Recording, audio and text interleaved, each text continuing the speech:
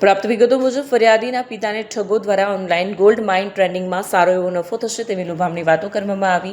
તેઓને વોટ્સઅપ ઉપર બનાવટી વેબસાઇટની લિંક મોકલી આપવામાં આવી, જેમાં રજિસ્ટ્રેશન કરાવી, BSGC નામની એપ્લિકેશન ડાઉનલોડ કરાવી, તેમાં લોગિન કરાવી અલગ અલગ બેંક એકાઉન્ટમાં ₹16 લાખ ટ્રાન્સફર કરાવી દેવામાં આવ્યા. ઠગો દ્વારા તન્વી શર્માના નામે ફરિયાદીના પિતાને USDT બાય સેલ કરાવવાનું કહેવામાં આવતું અને તેમના વોલેટમાં પ્રોફિટ સાથે USDT બતાવવામાં આવતું.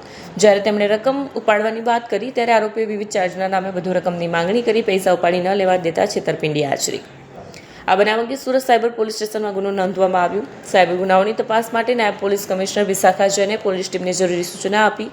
ટેકનિકલ વિગતો એકત્ર કરી આ ગુનામાં સંડોવાયેલા આરોપીને શોધી કાઢવા માટે કામગીરી હાથ ધરાઈ. પોલીસ ઇન્સ્પેક્ટર KK આસુદરિયાની આગેવાની હેઠળની ટીમને હૈદરાબાદ ખાતે મોકલવામાં આવી, જ્યાંથી આરોપીને શોધી કાઢીને કાયદેસરની કાર્યવાહી હાથ ધરાઈ છે. ગોલ્ડ માઇનિંગમાં ટ્રેડિંગ કરવાથી વધારે નફો મળશે એવી લાલચ આપીને ફરિયાદી સાથે ચીટિંગ કરવામાં આવી હતી. જે મામલાની ફરિયાદ સાયબર સેલ સુરત શહેર ખાતે નોંધવામાં આવેલ હતી, જેમાં 16 લાખની ટોટલ ફ્રોડ ફરિયાદી સાથે થઈ હતી.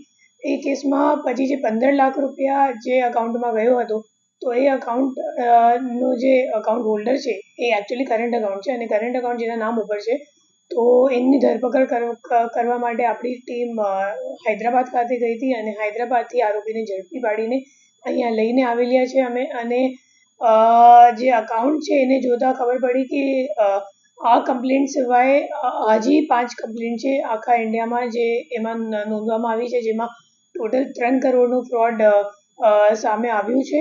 અને જે આરોપી છે એ છેલ્લા 2017થી આ અકાઉન્ટ એ વાપરે છે અને પોતે બાંધકામનું કામ કરે છે, કોન્ટ્રાક્ટ લે છે બાંધકામ માટે.